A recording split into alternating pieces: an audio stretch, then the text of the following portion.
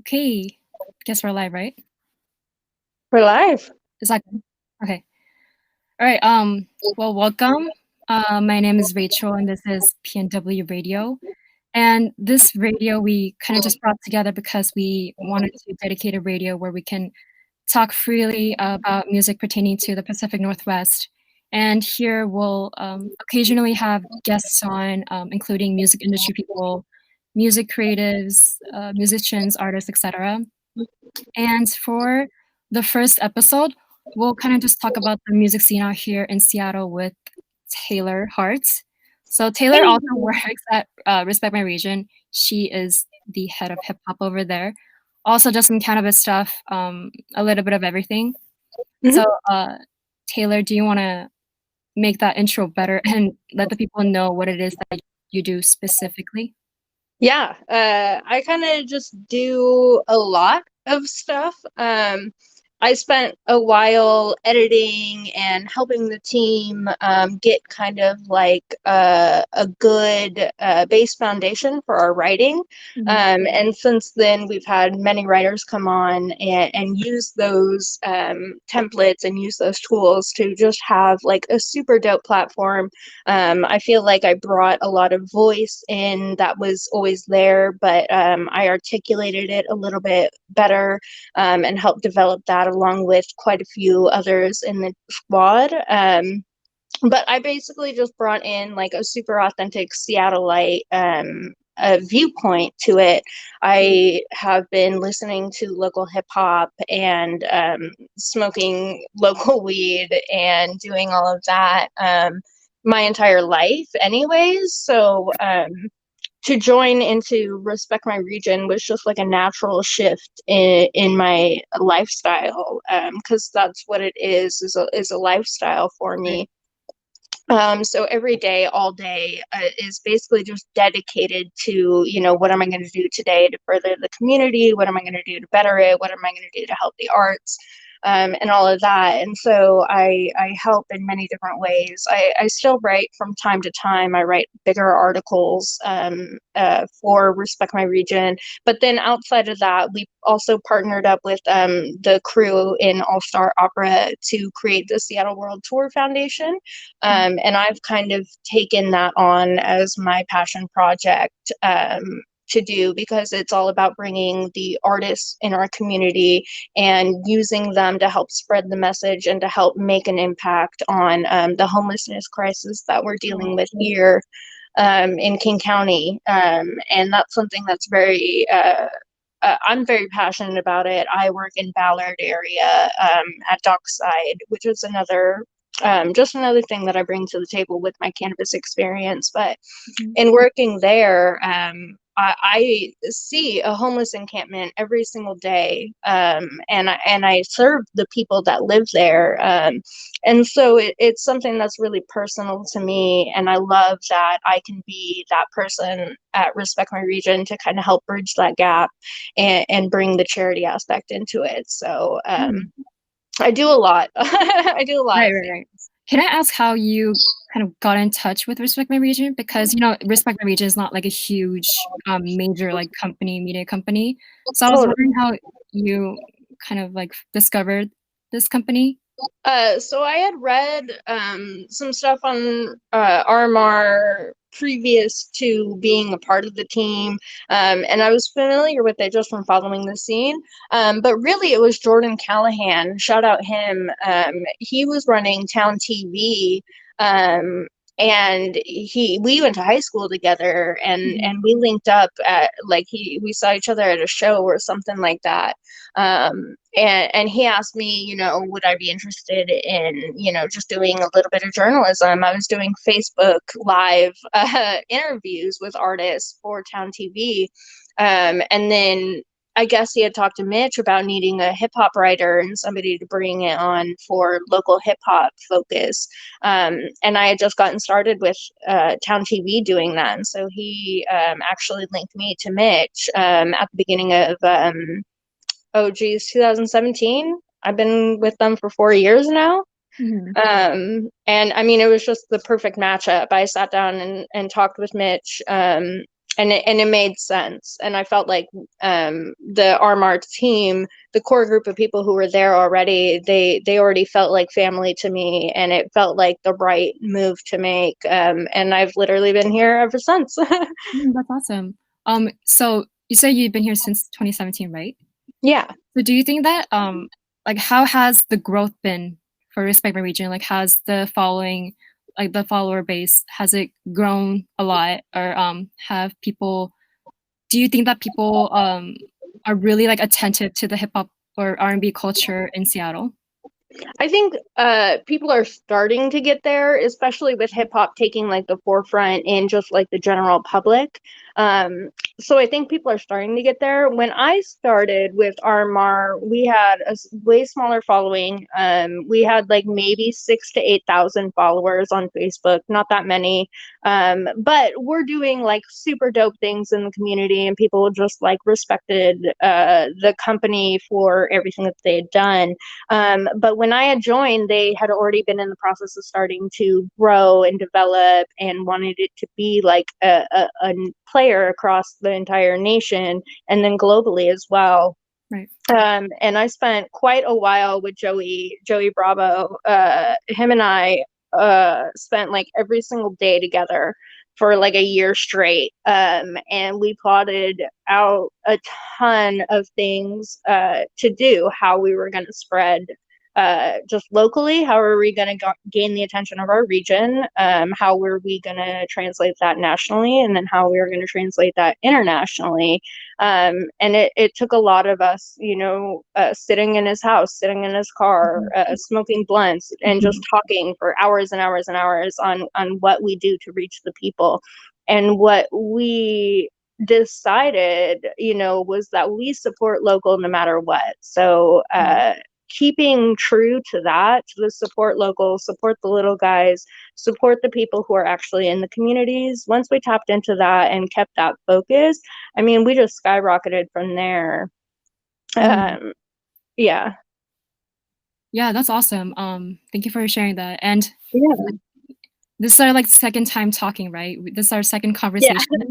Yeah, the Yeah. first one was like on the phone last week. We were just like on the phone for 10 minutes max, maybe, just planning it out. So I'm learning about you as well as Respect My Region. Yeah. Process. Yeah. So since this is our first episode, I kind of want to do a little bit of like opening or introduction to the Seattle music scene. And if you're from Seattle or reside in the Washington state, I think that you can say that the music scene is not really popping over here as far as like R&B or hip hop goes. Taylor, can you agree to that? I mean, I know how poppin' the scene is out here. I know that there is a talented artist on almost every single block in Seattle. Like, music is inherently the heart and soul of Seattle. I think the problem is there's not enough platforms, there's not enough journalists out here in order to put shine on that. I feel like I could name off the most important journalists out here, like, and count them on one hand, maybe, there is quite a bit of us out here who try and put as much shine as possible onto the scene, but there's so many people and there's so many artists also who don't put a lot of effort into marketing themselves. And that is, and I think that's why it seems like the music scene isn't popping out here, but pre-quarantine, I mean, there was a show every single night and guaranteed that artist would be like super, super good. So and you just have to be in the know. Yeah, for sure. And it's not really popping. And I don't think that's due to COVID. I mean, obviously, like live venues have been heavily impacted and affected by the climate and the pandemic. But I think Seattle has been just relatively very low key and very local about music in general. I mean, we have like a few festivals and music related events here and there, like Capitol Hill Block Party, Bumbershoot, Is that it? I mean, there's also Sasquatch, which has died Right. now, Oh, yeah, yeah. unfortunately. Tree Fort as well is another one. There's Fisherman's Village up in Everett as well. There's been a couple of offbeat ones in Tacoma Mhm. that some of the homies have helped put together and whatnot. And there were more too. Upstream was supposed to be something that was going to be really nice and local until the unfortunate passing of Paul Allen and just a lot of other things. But there's definitely been lots of festivals out here still. Uh-huh. It's just unfortunate that a lot of those kind of have died off in the past year or two. So, But I feel like you can say that if you're, like, pretty active in the music industry, like yourself, like, if you're actually working, in the music scene. But for, like, an observer or, like, a passive music listener, they'll only know, like, the main events, like Bumbershoot and stuff. 100%. Yeah, but, Yeah. those kind of annual events only really occur once a year, and I don't think that we have, like, a really consistent or continuous music scene out here. So, Mhm. yeah, do you think that the lack of showcase or events kind of play a role in, Pacific Northwest not getting so much attention? It's something that I've thought a lot about, Mhm. like just why people don't highlight the Northwest. I think it's definitely come into the forefront in recent years, but only in recent like 2 to 3 years have even anybody from Seattle been in the spotlight on like a mainstream like Travis Thompson with the XXL cipher. I mean that was pretty dope. And he was on I think he was on BT or something. He's done quite a bit lately and gathered attention. Gifted Gab as well is Mhm. getting a lot of attention. But I mean, if you want to talk about history of Seattle hip hop, it wasn't even until it goes way back until to like the 70s and 80s with Seattle hip hop. But nobody would know about anything had it not been for Macklemore, and that's Right. just like a 2012 recent development. The only other person that anybody would be able to name would be Mix-a-Lot, and that's about it. And they would be able to name like maybe 2 songs by him. Mhm. Um, and I'm not quite sure why that is. I mean, we don't have like a massive industry uh, representation out here at all. Like, there's not a Capitol Records building in downtown Seattle or anything. Def Jam's had some offices out here. Oh, they do? Um, I didn't but know that. that Yeah, the Def Jam had an office Wait, what in happened? Pioneer Are they Square. not here? I mean, they still might be out here. I remember talking to Dirty Harry, who was Cube 93 radio host for a long, long time, and he was talking to me. He did some A&R work for Def Jam a while ago, and that office was in Pioneer Square. So there it has been stuff like that out here for sure. Mhm. It's just been super under the radar. Mostly I think because overshadowed or like took over everything because hip hop has been huge for underground out here. 80s and 90s, there was lots of hip hop being released out here. Uh-huh. Um, but I think grunge really took the forefront of that, and we've been typecast as a gloomy, grungy rock place, which I mean it Yeah. is. But there is so much hip hop, and especially Central District itself. It is very, very much so has a history of not only like a huge hip hop history, but just African American culture in general. From the Central District, Black people have originally been like rooted in there, which is inherently hip hop in itself, is a Black cultural thing. So it spawns so much out of there, and there's just not been a lot of light shown on that. So, Mm. This is interesting because I actually got in touch with, like, a local Seattle artist. He's actually mhm, located in Tacoma, but, mhm, yeah, we just kinda, like, hit off on Insta, and we had a similar conversation, and I asked him or I guess we asked each other, like, "Why do you think that, like, the Seattle music scene is not getting as much attention?" Because, like, there are a lot of artists out here in Seattle. It's, like, mhm, talented artists in Seattle, but, yeah, I just asked him, I was like, "Why do you think that is?" And we kind of came to an agreement that it's there is no like strong sense of music community like among the musicians. Mm-hmm. Yeah, he said that he thinks that the artists are very like a little too independent and too focused on like their music and not really like collaborating with like other artists in the Pacific Northwest. They're just kind of like in their own lane doing their own thing. Yeah. Which I think I agree to that. You know, I even as like an outside from like an outside perspective, I don't think that there is like a strong sense of community for music. Yeah. And, yeah, the thing that you said about Def Jam, I totally like 100% agree. I think that if there were like maybe 2 or 3 major like record labels located or based out here in Seattle, I think that would tremendously help, you know, Mm-hmm. 'cause like California and New York has their major record labels. So that's one of the reasons why like the scene can be as poppin'. Mm-hmm. But in Seattle, we don't really have like a major record label, like you said. Yeah. And even like the Def Jam thing, like I did not know until you just told me right now, and Yeah. yeah, it's been really super low key and under the radar. So yeah, Yeah.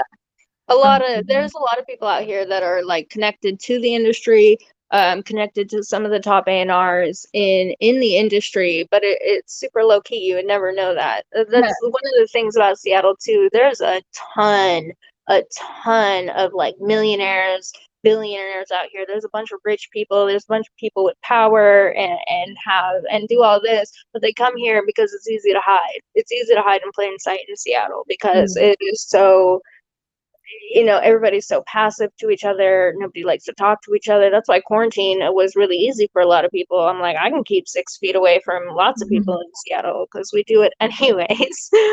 right, But it's also a hindrance on the scene too. As you were saying, you guys agreed that there's not a lot of like camaraderie between artists. There's not a lot of community, and that's something that our march really tries to do is bridge the gap between people because it is very cliquey. People know their friend groups where they went to school. They know all of those people. Like if you went to Garfield, you know all the people who went to Garfield, and you probably rock with all the people that are making music, and the friends that come from that too. But other people, they're just, they're outsiders. You don't know them. You don't feel comfortable around them. It's like anybody in Seattle. You put us in a room with people we don't know. We're kind of like, don't know how to act. A lot of us. We're like, well, who are you? Like, should I be good? mm, So there's a lot of that, I feel like, within the scene too, and that's something that RMR has always prided themselves on, is we bridge the gap between people, between different communities. We show them how they're very similar and how they can, live in harmony together and make things more beautiful together. So right. Yeah, going on along with that industry thing, it's you don't really know how like or how many industry like leaders or musicians out there are in mm, Seattle unless you really go out of your comfort zone to connect with these people. You know, they don't just come to you don't we're not very exposed to that, you know, right. unless Yeah. you're yeah really in the music scene and really involved. And Mhm. yeah, yeah, when I joined Respect My Region too, I like when I first met Joey, I was like really impressed just like how much music networking he does just every day. And I was just like very impressed by that. And I did not know those kind of people really like existed in the music scene, honestly, to be honest, Oh, because Joey is in the dictionary next to networking. Like Joey is, he will talk to an entire room all at once. Everybody will know exactly who he is, and he is incredible at that. I he's a true still think about executioner. how he does that. It Yeah, makes yeah, me better at communicating, knowing yeah. that Joey is that good at networking. And I've been living in Seattle for like ever since I was 12, so uh Hmm. like a decade. And Yeah. I never met a person like Joey who is like willing to you know, go out there in the music scene and connect with people.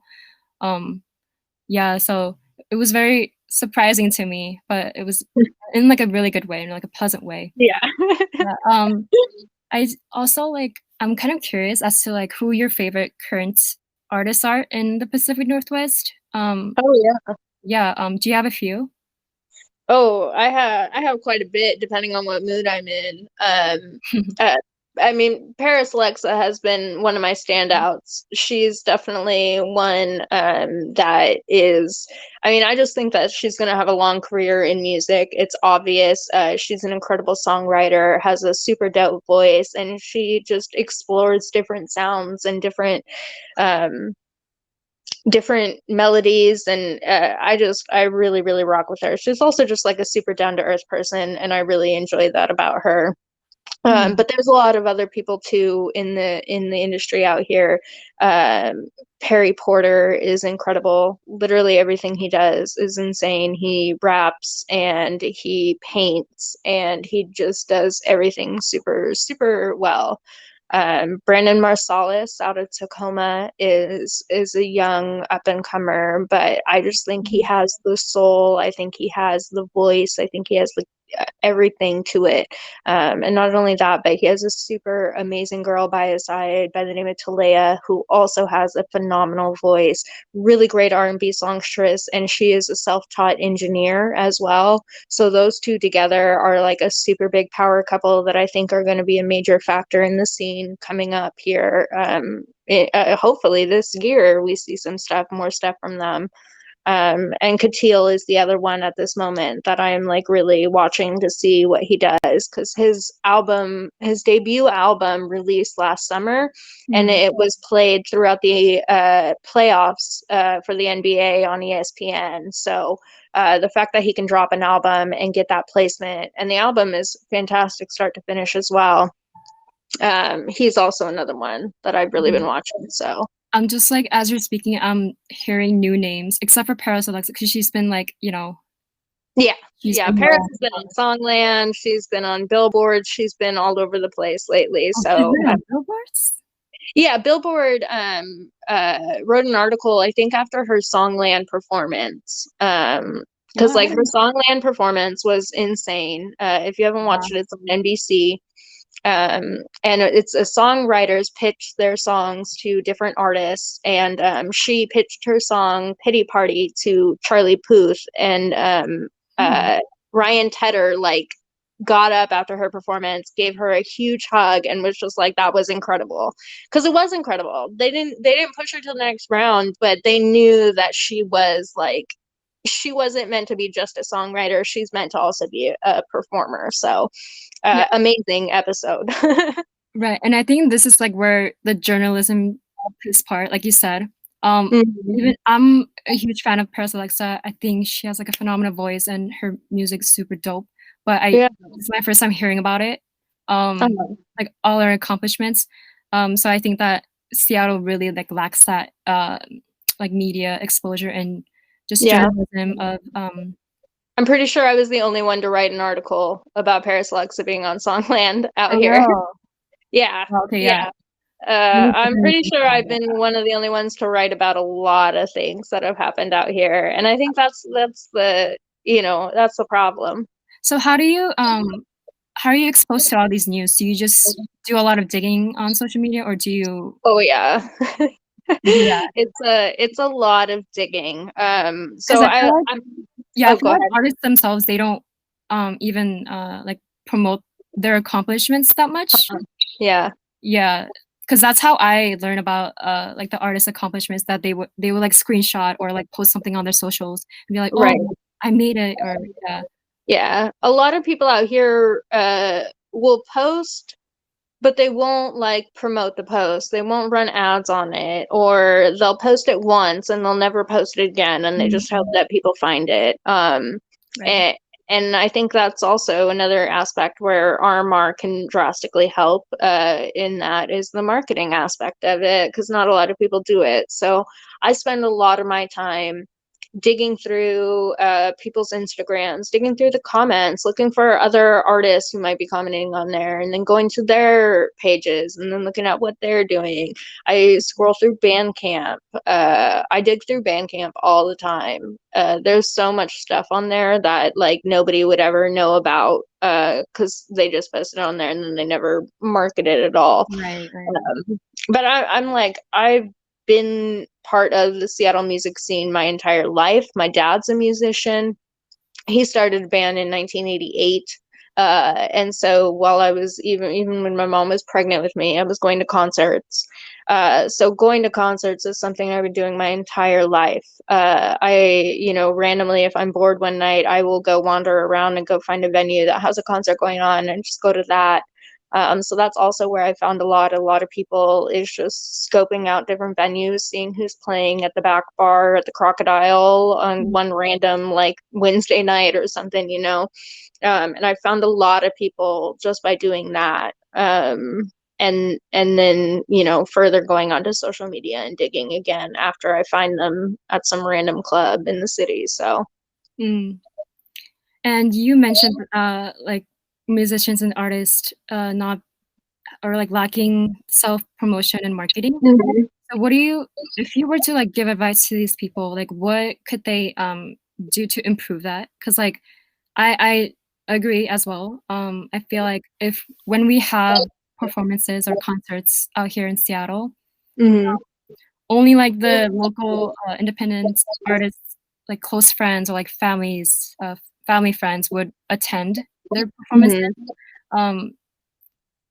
People like Macklemore or like Lil Mosey, Jay Park, those people, they don't really need as much, promotion because they already have like a solid following. But for these like independent artists who have been in the game but cannot, seem to get like followings or like numbers up, what would be like the biggest advice you would give to them to market themselves? So first and foremost, I would take advantage of your local publications. Reach out to them, let them know what's happening, send them like a one-sheeter that just says, this is who I am, here's a link to my music, this show is happening, would you post about it? Because a lot of the local publications have calendars where they talk about events coming up. And who knows, you might catch the attention of somebody on staff who wants to write a piece about you and highlight you. And if you don't ask, you'll never know, right? I've definitely had people DM me out of the blue and like, hey, do you want to come to this show? And it ended up being incredible. I've also had the opposite happen where it ended up being a terrible artist, and I'm like, yo, you need to work on some things. But at least they shot their shot, The other thing is digital marketing is everything. As much as print publication is still around, digital marketing is everything. And geo-targeted advertising is really where you're going to do the best, is targeting the actual people who are actually going to come and listen to your music. If you're running ads and it's going into Georgia for a local show here in Seattle, like that ad isn't going to be doing you any good. So you need to be using ads that are targeted towards the people in the local Seattle area who have interests that are similar to the type of music that you're performing. And who knows what will happen. And if you don't know how to do that, that's why you holler at people like us at Respect My Region, because we do know how to do that. And we provide those services. But I think the thing is that people out here have this, they feel like they're due publication stuff. We should write about them because they're making music. So that in and of itself deems us like we're supposed to write about their music. They don't see the value in spending money on marketing yet. And I think that just goes back to not having a lot of the industry present in Seattle to warrant that. And it's kind of sad, but that's the kind of atmosphere we have out here. But if they would just see the value in the marketing and utilize it, guarantee they would see a better influx of an audience at their shows, or more streams, or Mhm. more downloads. I know some people who have put themselves out there on social media more and more throughout 2020, and going into 2021, they actually have revenue streams from certain things that they've been advertising. And like, I saw my homegirl Taylor Elizabeth, who is a fantastic artist out here as well. She just had somebody spend like $150, $200 on one of her projects on Bandcamp or something. And Mhm. it's just like, just for putting herself out there on social media in different ways, you know, she was able to find a fan who cared that much about her music that they would spend that much money on it. So it can happen. You just have to put yourself out there and you know, put some money on the line to make it happen. Right. But I also want to add that, like, even if you do a lot of marketing and if you do a lot of promotion, because like I think a lot of these artists, local independent artists, they pay like, maybe like Respect My Region or like Hip Hop Seattle to promote their music on their socials where they have a bigger following. Hmm. But even though they do that, they don't uh gain the followers that they expect. But, so this is another thing that I also talked about with that local artist in Tacoma, and he said that, uh, maybe like, I think it's because, like, they a lot of, artists haven't really found their sound yet. Like, a lot of them kinda sound similar to each other. Um, they don't really have, like, a clear, uh, direction of where their music is going. Would you Hmm. agree to that as, like, a person who listens to a lot of music in Pacific? Uh, some of it, yeah, for sure. Some people, I feel like they have found their sound, but they haven't quite made music that is marketable. As much as I love a lot of these artists out here, they're not making radio friendly songs. And a Mhm. lot of the artists out here, the thought of doing that also hurts their soul. Right. Uh, so I think that's also something that holds them back, is that they don't want to sacrifice their artistry just to make the mainstream popular appeal music. um, and if they would, they might see, a gain in followers. But at the same time, we're in a weird spot in the music industry where things are changing. The underground is now oddly enough, is now coming to the forefront, but staying underground, mostly just because streaming sites have made it easier to find underground artists. And Mhm. so, like, people like Larry June, he's an artist from the Bay Area that is coming up into the mainstream, yet he's underground mainstream. It's a weird thing, but I'm hoping that will translate into Seattle hip hop. And I'm hoping we see people, we already are kind of starting to see that happen, especially recently.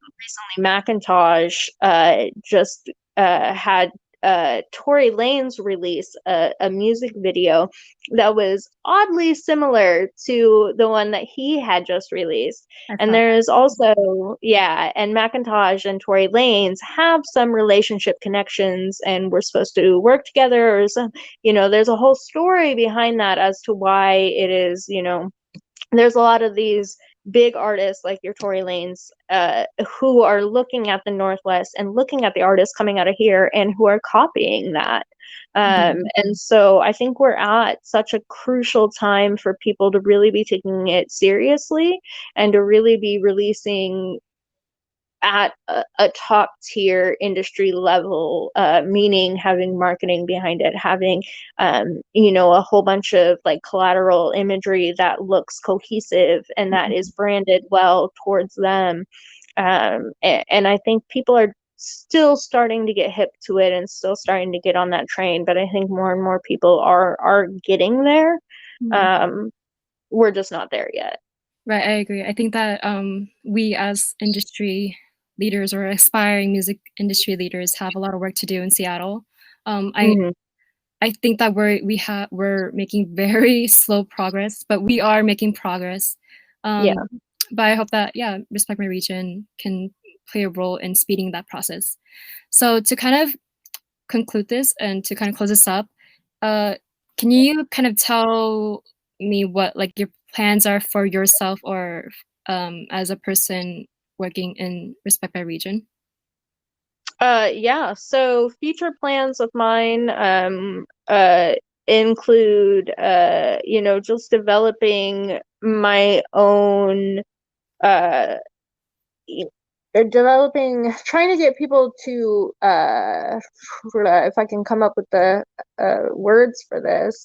I want people to respect my opinion within music. I work really hard towards it. I do a lot of research. I do a lot of, I teach myself like music theory type stuff, even though I don't personally make music. I want to be able to understand what that artist was thinking when they made it. So I just plan on continuing to dig deep and represent the underground. I have a lot of projects. The Seattle World Tour Foundation has been my main project, and that's about to start rolling out here soon, highlighting tons of people in the community. But for the future, I mean, I'm just going to be making more and more videos of me talking. Oh, did you get cut off? All right. So I guess this is like the end of the first episode. We'll have future episodes weekly, and we'll be inviting like guests in a lot of local, as I said, local music industry leaders and musicians. And yeah, that'll be all for the first episode. Thank you guys.